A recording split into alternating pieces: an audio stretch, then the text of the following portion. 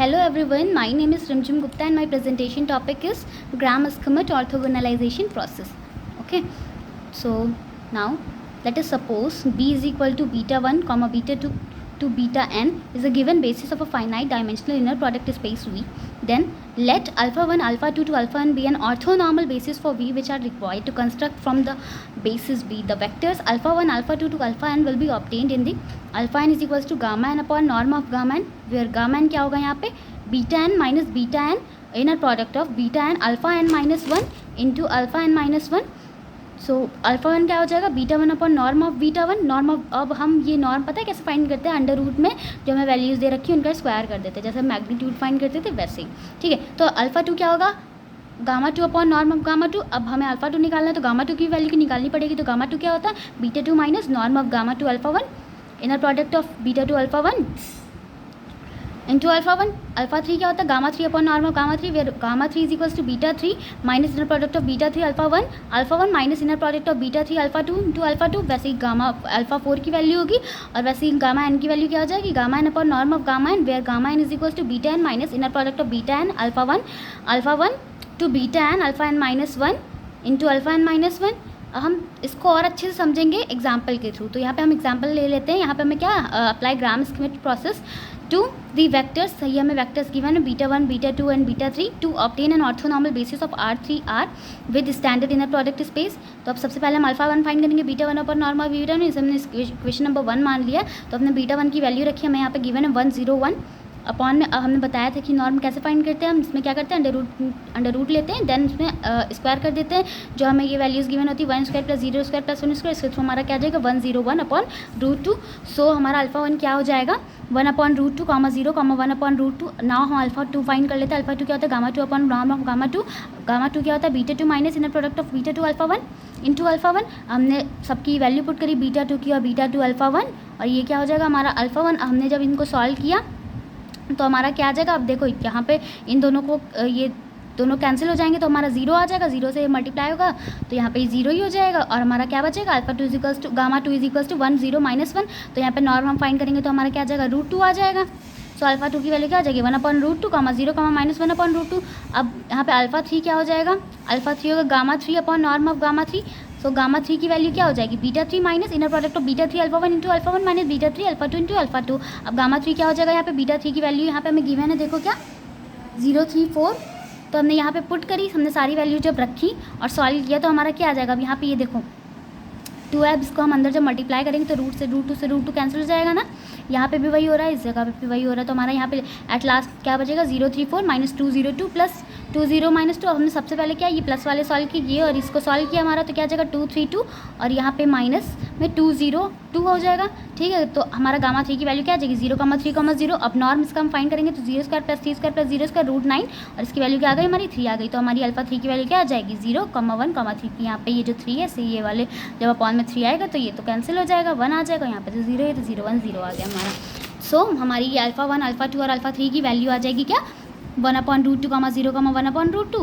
और ये मतलब जो हमने अल्फा 1 और अल्फा 2 और अल्फा 3 की वैल्यू फाइंड करी वही हमने यहाँ पे रख दिया और यही हमारा क्या हो गया, ये हमारा आंसर हो गया. ठीक है, अब हम नेक्स्ट क्वेश्चन क्या करते हैं. नेक्स्ट क्वेश्चन करा हमने, उसमें हमें क्या गिवन है, देखो ये हमें बेसिस गिवन है.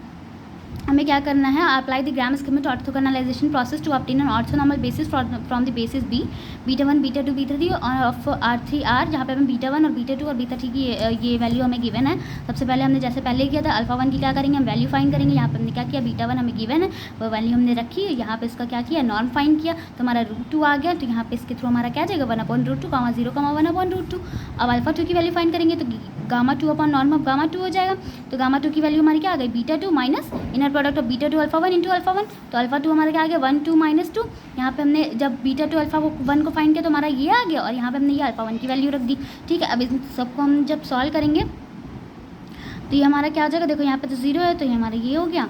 और फिर अब जब हमने इसको माइनस किया तो हमारा माइनस 1 अपॉन रूट 2 बचा.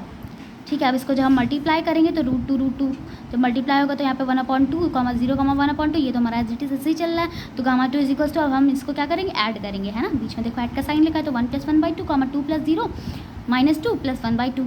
ठीक है, तो ये हमारा हमने जब सॉल्व किया तो हमारा क्या आ गया gamma 2 equals to 3/2 comma 2 minus 3/2.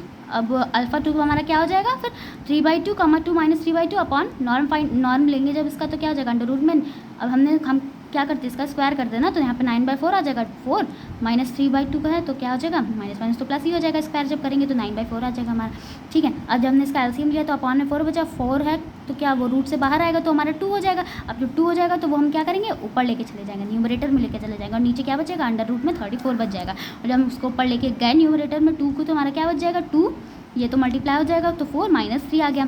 तो इसके थ्रू हमारा अल्फा टू की वैल्यू क्या आ गई 3/√34 comma 4/√34 comma minus 3/√34।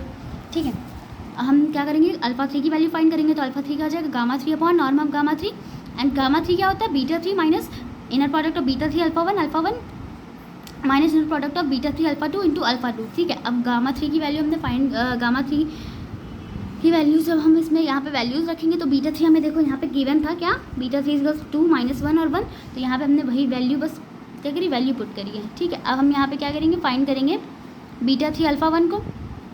Beta 3 alpha 1 को जो हमने मल्टीप्लाई की तो हमारा ये आ जाएगा। यहाँ पे हमने क्या किया अल्फा 1 की वैल्यू रख दी जो हमने फाइंड की थी अभी, और यहाँ पे वैसे बीटा 3 अल्फा 2 को हमने मल्टीप्लाई करके लिख दिया और अल्फा 2 की वैल्यू रख दिया यहाँ पे। ठीक है, तो यहाँ पे गामा 3 क्या आ जाएगा 2 कॉमा -1 माइनस हमने जब इसको सॉल्व किया इसको ऐड कर देंगे तो हमारा क्या आ जाएगा 3/√2 आ जाएगा। और ये हमारा हमने एज इट इज़ नोट कर दिया। वैसे यहाँ पे भी इसको जो हमने सॉल्व किया तो हमारा 1/√34 आ गया और ये हमने एज इट इज़ यहाँ पे रख दिया। तो गामा 3 इक्वल्स टू क्या आ जाएगा यहाँ पे ये ऐसे ही चल रहा है और यहाँ पे जब √2 अंदर मल्टीप्लाई करेंगे तो 3/2 कॉमा 0,3/2 आ जाएगा प्लस यहाँ पे भी वही हुआ देखो 3/34 रूट जब ये दोनों एक दूसरे मल्टीप्लाई होंगे तो रूट तो कैंसिल हो जाएगा। तो यहाँ पे क्या आ जाएगा 3/34 कॉमा 4/34 और माइनस 3/34। तो गामा 3 की वैल्यू क्या आ जाएगी 2। हम इसको सॉल्व कर रहे हैं ना, तो 2 माइनस 3/2 और ये क्या प्लस 3/34 माइनस 1 प्लस 0 प्लस 4/34 और ये लास्ट का हमें क्या है 1 minus 3/2 plus sorry minus plus minus हो जाता है ना, तो 3/34 माइनस में 3/34। अब जब हम इसको सॉल्व करेंगे एलसीएम लेंगे तो हमारा यहाँ पे क्या आ जाएगा 34 आ जाएगा। तो यहाँ पे 2 इंटू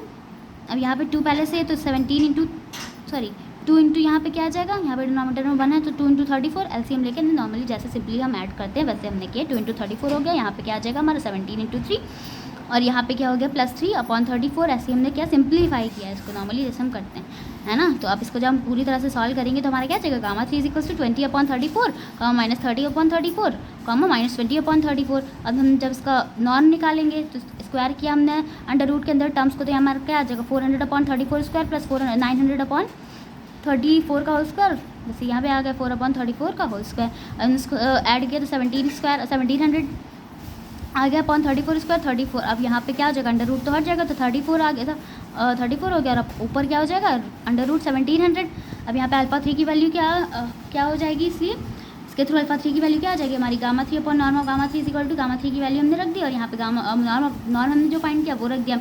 34 तो ऊपर चला गया, जब 34 ऊपर गया तो ये जो डिनोमिनेटर में 34 है सारा ये सब कैंसिल हो जाएगा है ना। तो हमारा क्या आ जाएगा 20 माइनस 30 माइनस 20 अपॉन में 1700 है तो उसको हम क्या लिख सकते हैं रूट की हम ऊपर कर लेते लेकिन पहले मैंने ध्यान नहीं दिया तो मैंने यहाँ पे कर रही हूँ इसको। ठीक है 17 इंटू 10 इंटू 10 तो अब ये 10 क्या हो जाएगा रूट से बाहर आ जाएगा रूट 17 बचेगा। तो यहाँ पे क्या हो गया हमारा 2 10 जब हम बाहर लिया और ऊपर क्या करेंगे इसको ऊपर जब इसको डिवाइड कर देंगे 20 इन सारी टर्म्स से ऊपर वाली तो यहाँ पे क्या बच जाएगा 2 -3 -2 अपॉन में क्या हो गया रूट 17। तो इसलिए हमारी यहाँ से अल्फा 3 की वैल्यू क्या आ गई ये हमारी आ गई 2/√17 माइनस 3/√17 कॉमा माइनस 2/√17। वैसे ही हमारा अल्फा 1 अल्फा 2 और अल्फा 3 की वैल्यू जो हमने फाइंड करी वो हमने यहाँ पे रख दी और ये हमारा क्या हो गया आंसर हो गया। Thank you.